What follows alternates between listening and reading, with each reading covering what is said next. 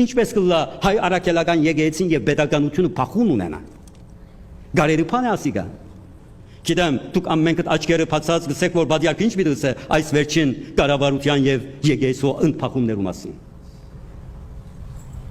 Իմ խոսքը սելա առաջ սեզա անեկդոտ մու պատմել գուսեմ, այնադեմ պիտի հասկանաք թե ես ինչ կմտածեմ այս հարցով։ Երկու եղբայր Գաբրին եղեր նույն լերան դարբեր քյուղերու մեջ։ Եղբայրներն մեկը արավոտ կարտնա մյուս քյուղի մեջ եղած եղբայրը տեսնելու համար, բայց լերը պետք է անցնի, լերան ջամփաները, քալազադենը մեծ մշուշ գիչնա։ Աչք-աչքը չի տեսներ, մեկ հերոյան տեսնե ըստվերմը,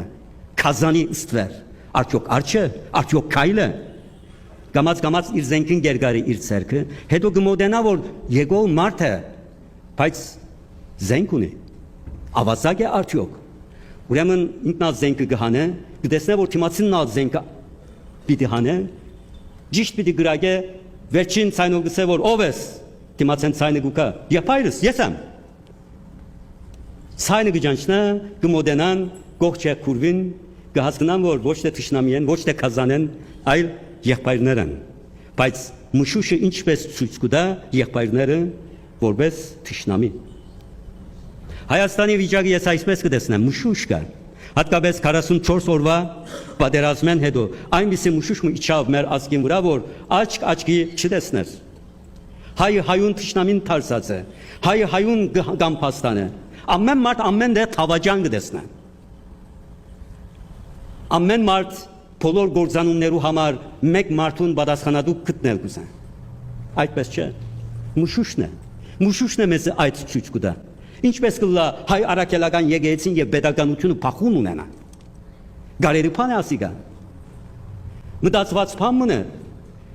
երբ որ պետություն չկար, մենք հազարամյակներուն ինչ աղոթեցինք, որպես ասված pedagogiություն շնորհը հայ ազգին։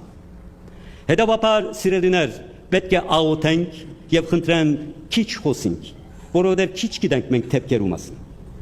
Քիչ գիտենք այդ քաղաքական շարժումները, ընթացքը, նպատակները։ Իսկ բուրքի մեջ ենք մենք եւ պետք է հետաքրքրվենք եւ պետք է աղոթենք։ Ինչիսի եկեղեցու դերը Քրիստոսն է։